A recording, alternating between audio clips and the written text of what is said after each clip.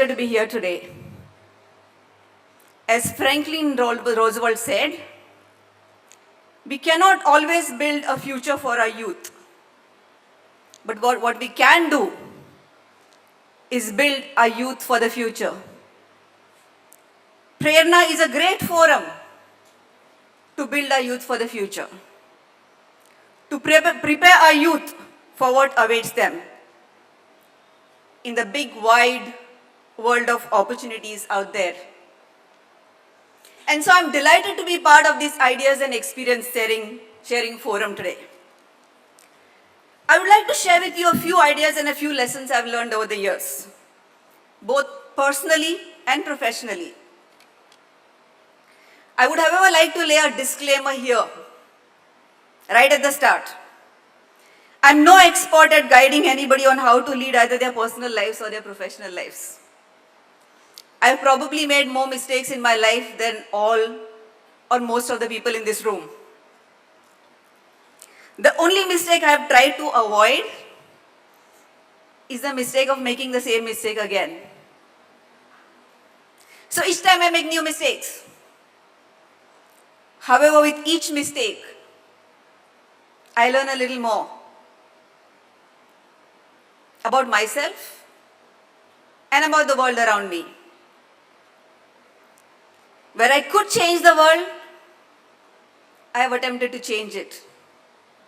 Where I couldn't change the world, I have changed myself. And so I'm going to share with you some of those learnings. Not the mistake. That list is too long for 30 minutes.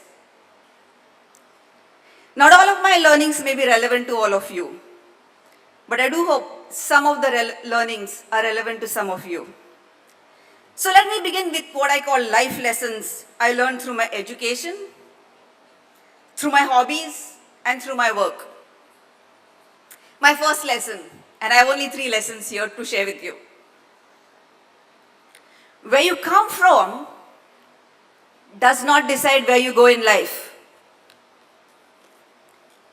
Where you come from does not decide where you go in life.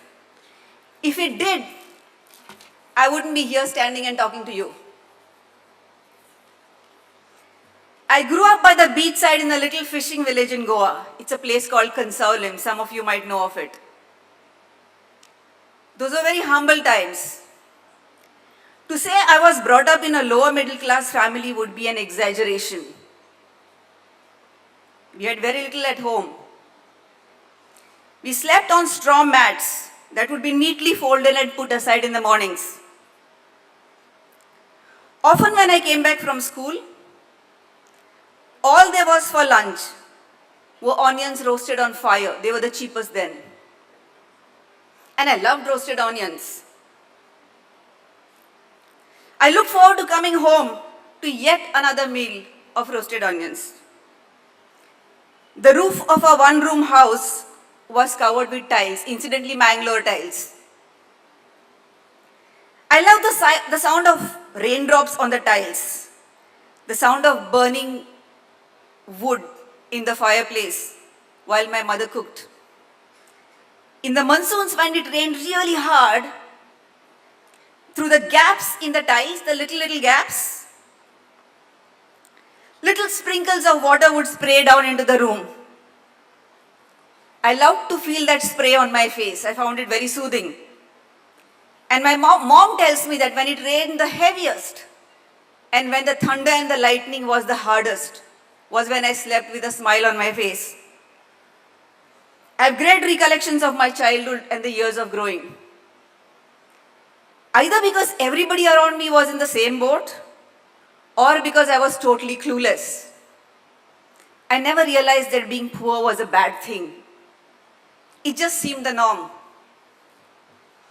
What was, however, different about my family was the emphasis my parents laid on education. I was brought up to believe that my brain was my most valuable asset.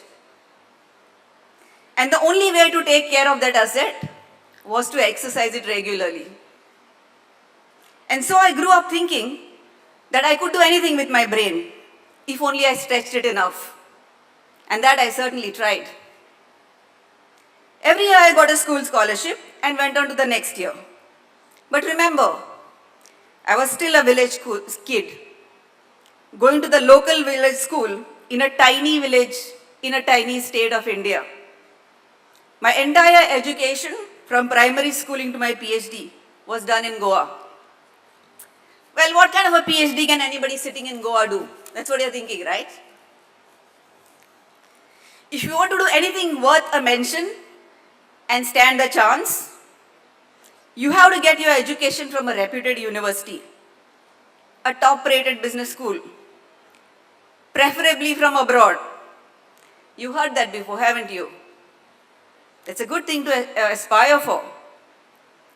And that was a belief even when I grew up. But it didn't quite matter to me because I had no option of going outside Goa or of going abroad in those days. So I made the most of what was available to me. I studied in Goa, but my mind didn't study in Goa. My mind was all over the place. During my PhD days, I wasn't thinking about how to solve the little problems in my little village. I was thinking about how to solve the big problems in the world. And so part of my PhD thesis was sponsored by the World Bank.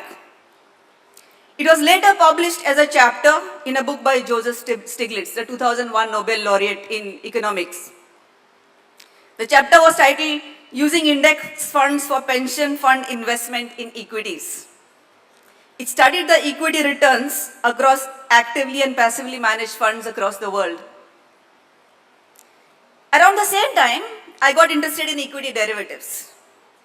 To put it simply, equity derivatives are complex financial contracts. This was the mid-90s. India didn't have a derivatives market then. As an MBA student, I didn't have derivatives as a subject that was offered by my university.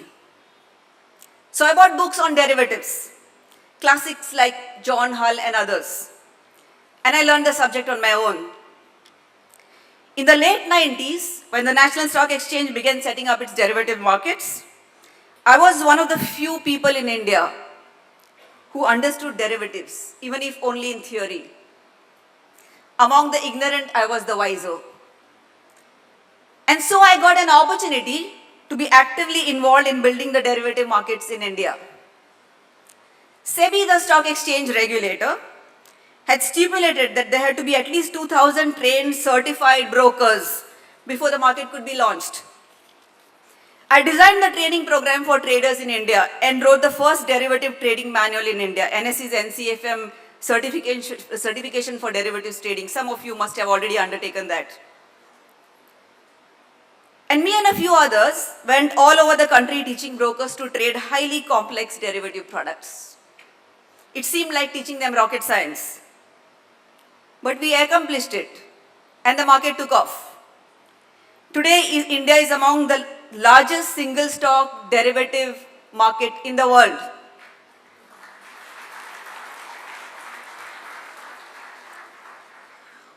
Who says you can't make it big unless you go to a big school and a bigger college and an even bigger university? Wherever you are, you can make it big if you think you can make it big, and if your actions reflect your thinking. So my first lesson, where you come from does not decide where you go. Where you go is only limited by what you think you can do. My second lesson,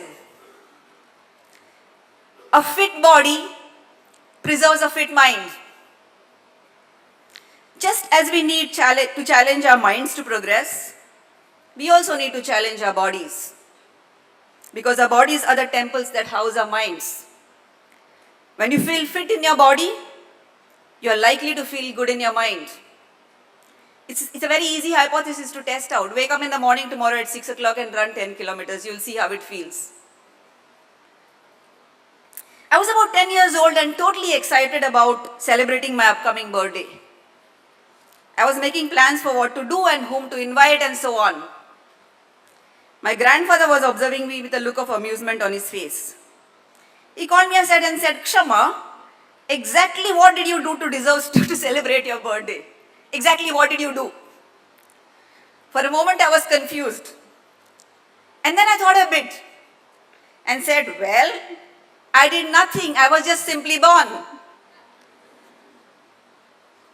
He smiled and said, exactly. You did nothing. You did nothing to be born. It was your mother who carried you for 9 months and went through the pain of giving you birth. So it's your mother who deserves a celebration on your birthday, not you. You did nothing impressive to deserve a celebration for being born. My face fell, as it would. He smiled reassuringly, held my hand, and said, here's an idea.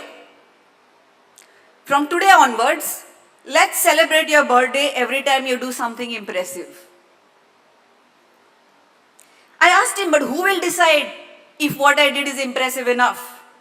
You see, my grandfather was very difficult to impress, and I was worried that it would be he who would decide it. Thankfully, he said, you decide for yourself. You decide if what you've done is impressive enough or not. You choose your own standards of excellence and you live by them. And each time you do something impressive, come tell me, we'll celebrate your birthday. Well, easier said than done. Celebrating birthdays got very difficult after that, not even once a year. But my grandfather's message hit straight on the target. I began to look for ways to impress myself. And at some stage, I got into fitness and adventure. And that changed the way I looked at life, at hardships, and at challenges. There were no gyms those days, by the way. So I learned yoga very early in life. I began running early morning by the beachside, barefoot. Over the years, I learned skydiving and paragliding and became a certified skydiver. I've done solo jumps in some of the most beautiful parts of the world. I know how it feels to be a bird. A few years later, I completed my mountaineering course and began climbing. I climbed the Alps in Europe. I trekked to the Everest base camp in Nepal. I summited the Kilimanjaro in Tanzania. It's the tallest single standing mountain in the world. Over the years, I have climbed every peak and pass that I could possibly attempt in the Indian Himalayas. The highest I've done is 21,000 feet.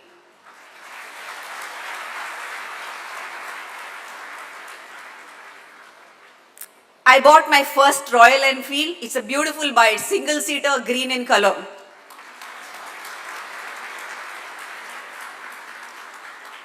And spent 3 weeks riding in Leh Ladakh on my bike.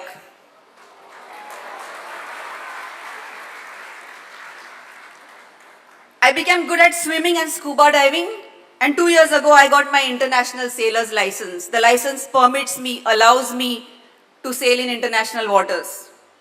In December last year, I crossed the Atlantic Ocean in a 40-feet sailing boat.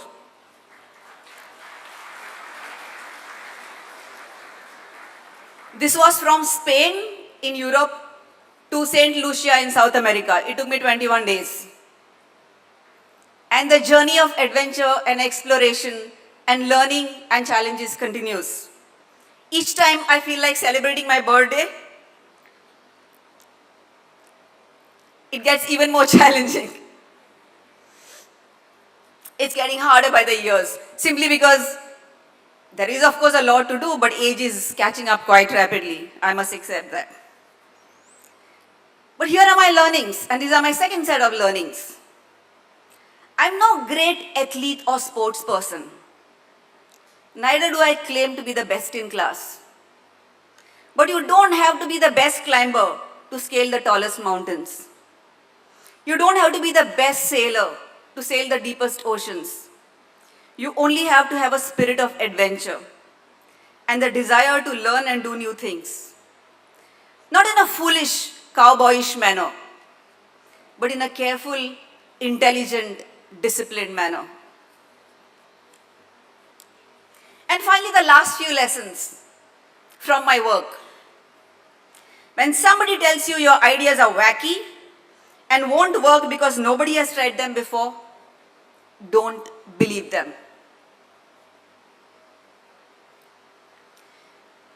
Maybe there's a reason nobody tried them before, because nobody had the vision you do. And so only you can translate it to reality for the world to see what you saw already. I was the Dean and Head of Finance at the Goa Institute of Management till about 10 years ago. I loved being an academic. I loved reading and interacting with youngsters like yourselves. But at some stage, I felt the need to do more. That life had given me so much, and that I had to give it back in a much bigger way. That was when Nachiket Moore, the Deputy Managing Director at ICICI Bank then, left the bank to focus on financial inclusion, on building institutions that would specialize in providing access to finance for the financially excluded in India. Nachiket used to finance some of my research work when I was at GIM, so I knew him fairly well, and I knew what drove him as an individual. So I called him and I asked him if there was a role for me to play in his new journey. He said, "Come, let's meet and discuss." I met him in Chennai, and he spoke to me about building a new institution from scratch. I found the idea fascinating. I went back home, put in my papers at GIM, and moved to Chennai, leaving behind Goa and settling into a new place for the first time in my life at 38. I had no idea what the business model was. I had no idea what the team would be. I had no idea what my salary and designation would be. And I had no idea if we would succeed. But it just seemed the right thing to do. And I was excited about the impact this could have on the poor and the excluded individuals and businesses in India if this actually worked. Well, to cut a long story short, it took me and a few others almost a decade to build the business. I had some of the most inspiring, fascinating, intelligent, committed people coming and joining me to build this company. The initial days were hard. I had many people who gave me generous advice about why what I was doing wouldn't work. Very generous. I would sit for hours outside the office of a CMD or a CEO, seeking 15 minutes to explain my idea. Very often I would be turned back saying, "MD Saab has been called into an important meeting," basically meaning I was unimportant. But slowly and surely, things worked. Today my company is the largest structured finance company in India.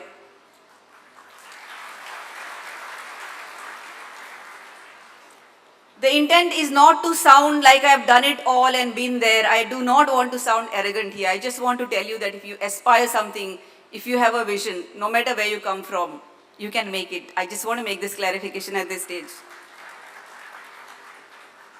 Through the structured finance platform today, we connect large mainstream financial investors like mutual funds, insurance companies, non-bank finance companies, bank treasuries, foreign financial institutions, and so on, to last mile financially excluded borrowers. We work with the top companies across India and now across the world. Just yesterday I was in Singapore signing our first partnership with one of Japan's largest banks.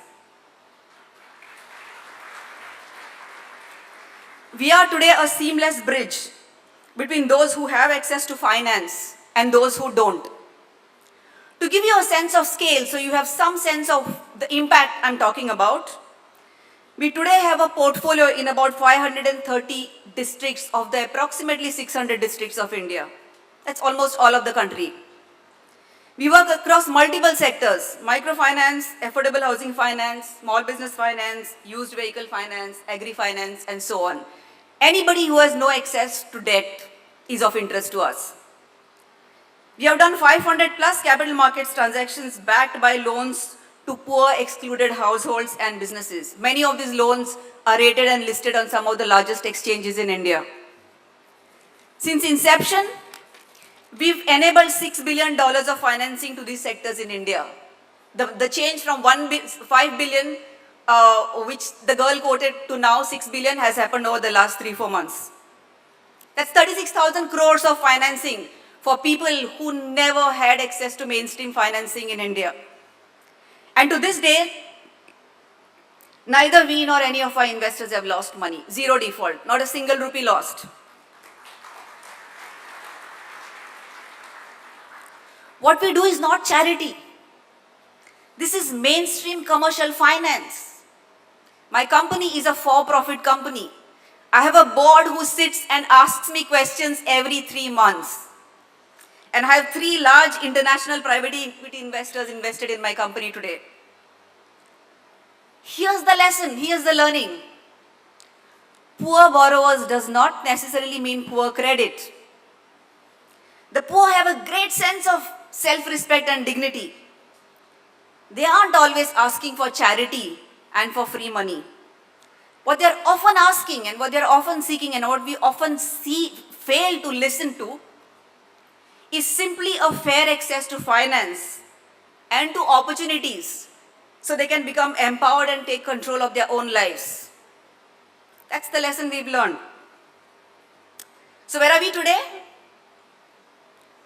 As was mentioned, recently Forbes magazine did a cover story on IFMR Capital as a part of their Hidden Gems series. To me, it was a complete circle, a circle completed, life coming a full circle. A company that works for excluded individuals and businesses makes it to the cover page of a magazine for the rich and privileged in India. How cool is that?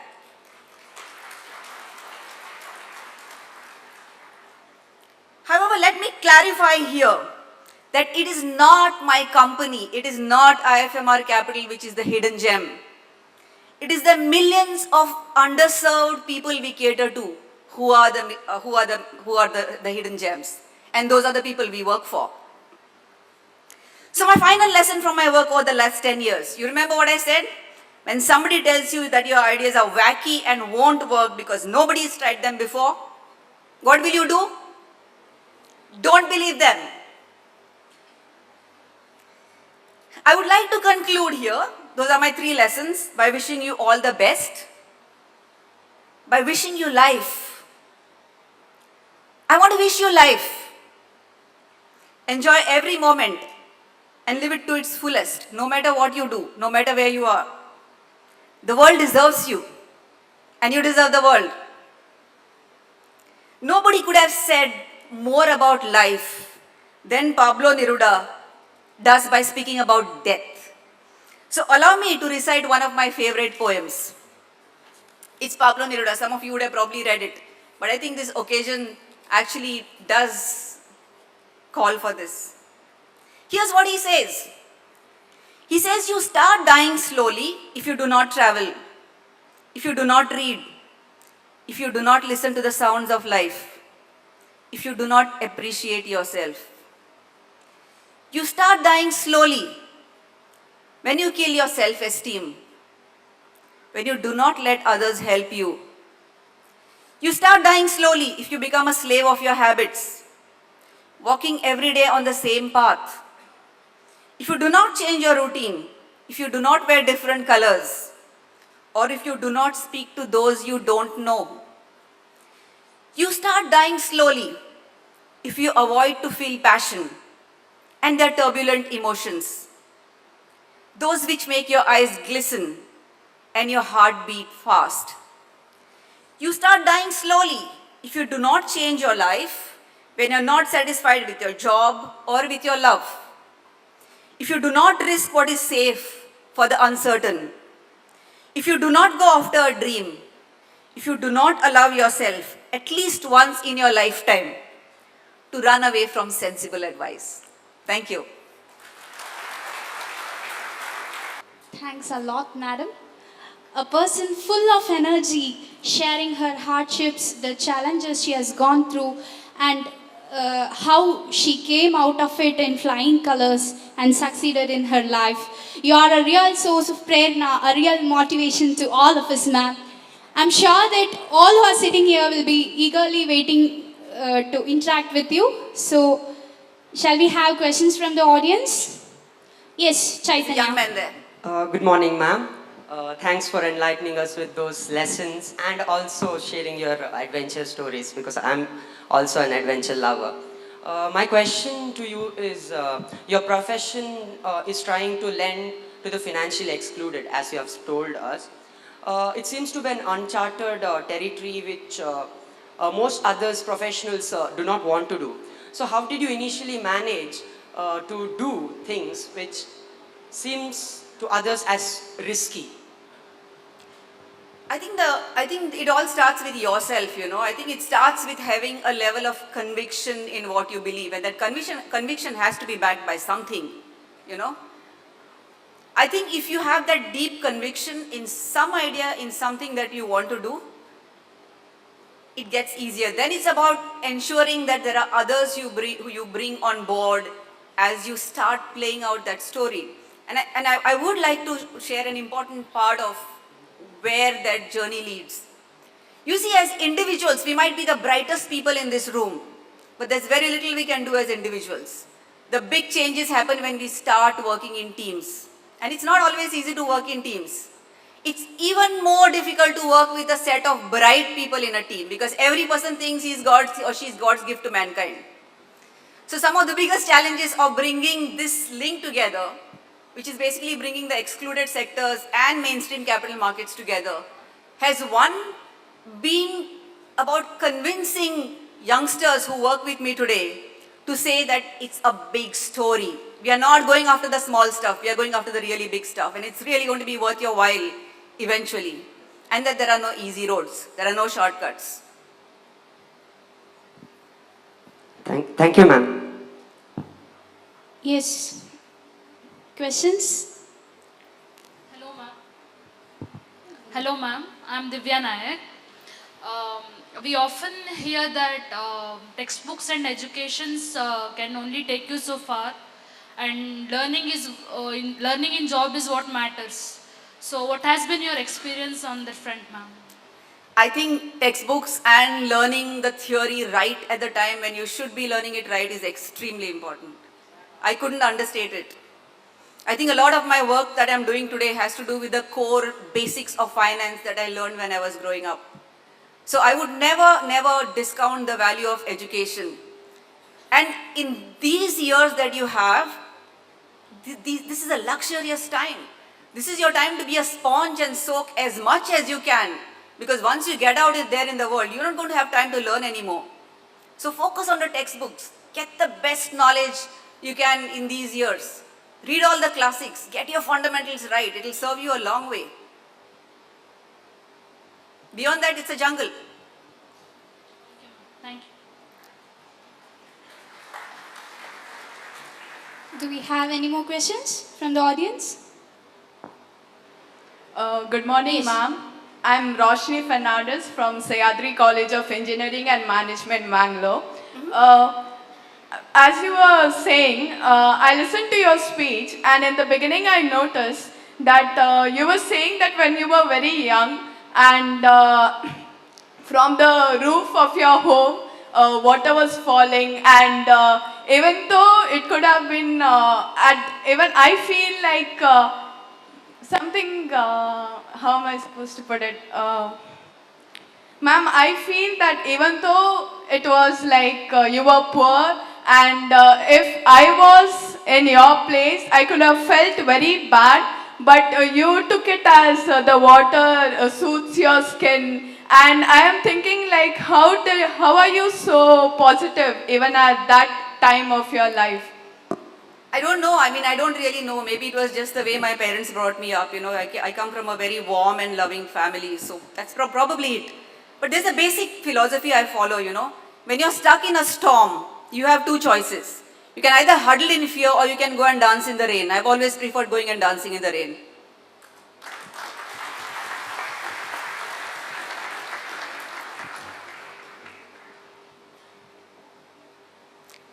There was one question there. Yes. Any more questions from? Yes, ma'am.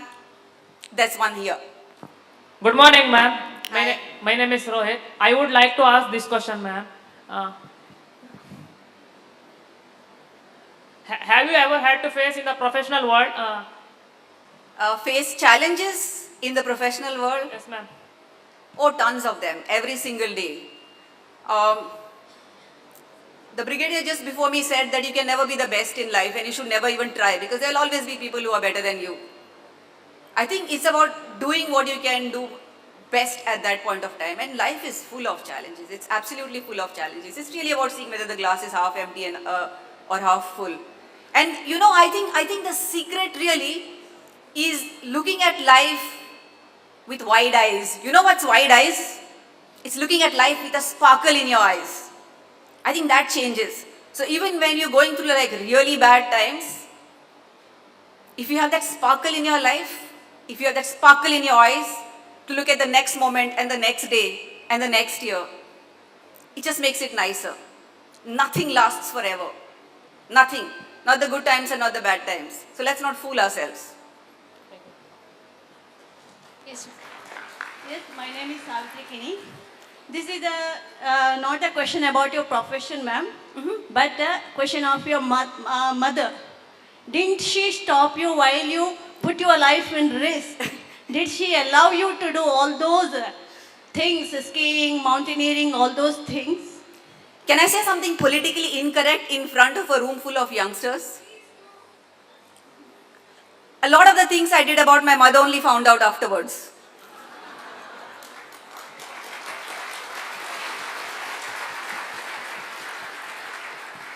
Nothing surprises her anymore. Thank you, ma'am. Such a wonderful answer. So, I know many of you are eagerly waiting to interact more, but as we are falling short of time, let's end the question answer session here. And once again, thank you so much, ma'am, for such a wonderful talk. You have enlightened our day. It was a great time to hear from you.